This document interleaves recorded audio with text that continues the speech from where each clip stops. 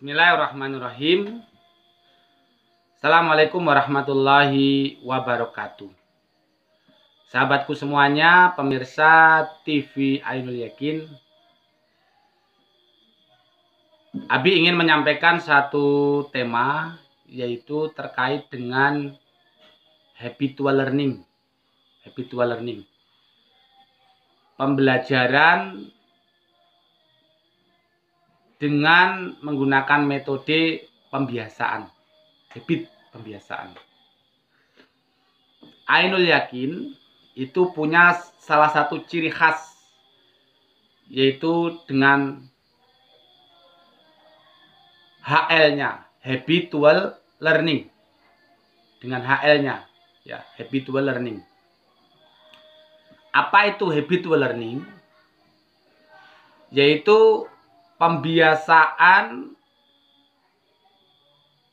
hidup yang diprogram secara rutin. Kegiatan-kegiatan sehari-hari yang diprogram sesuai dengan kebutuhan-kebutuhan yang dibutuhkan oleh anak itu sendiri. Jadi kegiatan rutin yang itu menjadi kewajiban bagi si anak untuk harus dikerjakan, dan kegiatan itu merupakan bagian dari pelajaran yang dia akan dapatkan dalam setiap aktivitasnya. Itu habitual learning. Jadi habitual learning itu adalah pembiasaan-pembiasaan yang terprogram, pembiasaan-pembiasaan yang bertujuan untuk menjadikan dirinya itu mampu melakukan sesuatu dengan kesadaran. Dengan kesadaran. Itu habitual learning. Habitual learning ini, di dalam kita melaksanakan habitual learning, yang dibutuhkan adalah satu, program. Yang kedua, pelaksana yang melaksanakan dan mengawasi program itu sendiri. Nah, programnya seperti apa? Terus siapa nanti yang bertugas melaksanakan, mengawal program itu bisa terlaksana? Itu HL, habitual learning. Ya, habitual learning. Contoh di Ainul Yakin, HL atau habitual learning yang sudah dilaksanakan di Ainul Yakin ini adalah penerapan santri piket. Penerapan santri piket. Ada namanya di Ainul Yakin ini santri piket. Nah, di Ainul Yakin ini ada 3 kegiatan pokok yang diingat-ingat anak. Yang pertama adalah kajian, yang kedua adalah sholat, yang ketiga adalah piket. Jadi kalau di Ainul Yakin ini, habitual learning-nya itu dibentuk dari 3 ini. Kajian, sholat, piket. Kajian, sholat, piket. Nah, ini di Ainul Yakin. Jadi habitual learning-nya itu dapat dari kajian, sholat, piket, itu KSP tadi. Kajian, sholat, piket. Kajian itu didapatkan pada saat ba'da sholat. Jadi setengah jam ba'da sholat itu dia memperdalam ilmu, baik ilmu agama maupun ilmu pengetahuan umum atau keterampilan itu didapatkan ba'da sholat. Jadi ada, nah, ilmu pengetahuan itu namanya kajian kalau di Ainul Yakin. Jadi bukan pelajaran, tetapi kajian. Nah, kajiannya itu hanya waktu ba'da sholat.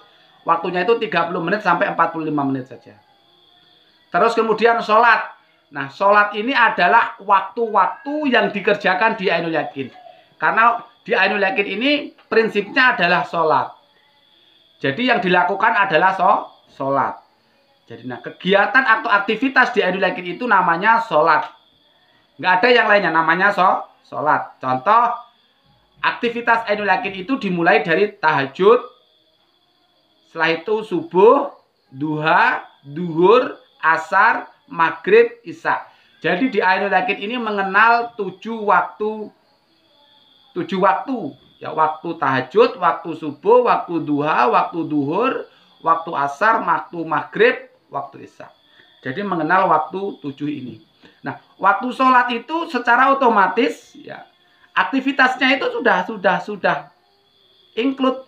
Yang namanya waktu tahajud itu ya sholat tahajud 11 rakaat, kemudian dzikir, kemudian setelah dzikir berdoa, setelah berdoa mereka akan mengerjakan hafalan, menghafal hadis arba'in, memurojaah hadis arba'in dan doa-doa. Setelah itu mereka persiapan sholat subuh. Nah, sholat subuh itu secara sudah otomatis mereka akan mengerjakan sholat sunnah 2 rakaat sebelum subuh, terus kemudian sholat subuh, terus kemudian nanti ada dzikir terapi. Setelah dzikir terapi nanti ada kajian. Nah, setelah kajian 40 menit mereka akan melaksanakan piket. Nah, ini piket. Piket ini otomatis mereka ya itu mereka sudah ada yang piket kebersihan, ada yang piket laundry dan seterusnya. Nah, ini piket kebersihan ya. Habis itu mereka selesai kajian. Nah, ini kajian waktu duha. Ya, kajian waktu duha. Setelah kajian apa yang dikerjakan? Itu di situ ada kajian, ada piket, terus kemudian dan seterusnya. Jadi waktu sholat itu sudah ada rangkaiannya dan rangkaiannya itu tidak diingat-ingat, tetapi yang diingat adalah waktu sholatnya karena di sini waktunya itu adalah ya tahajud, subuh, duha, duhur, asar, maghrib, isya. Ini waktu-waktu 7 waktu ini yang diingat-ingat di Ainul Yakin. Kemudian Bapak Ibu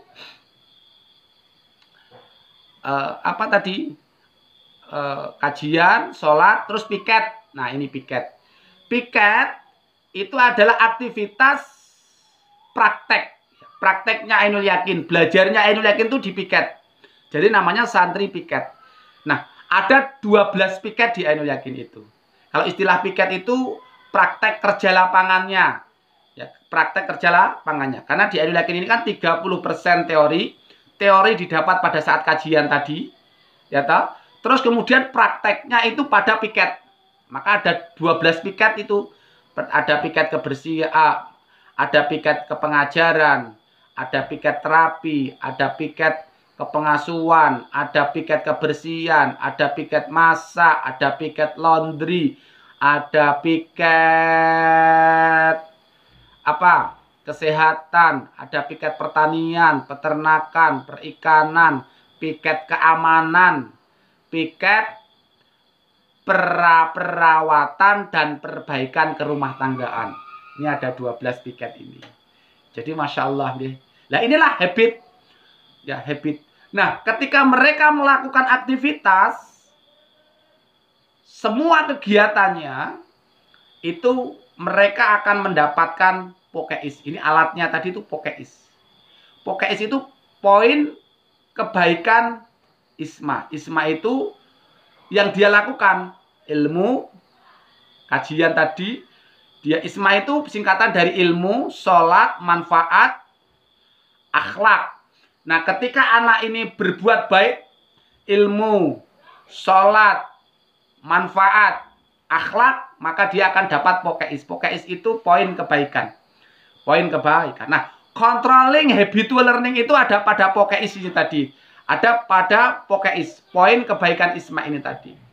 Ketika seorang anak mampu melakukan aktivitasnya atau rutinitasnya, maka dia akan dapat pokeis, poin kebaikan isma. Apa itu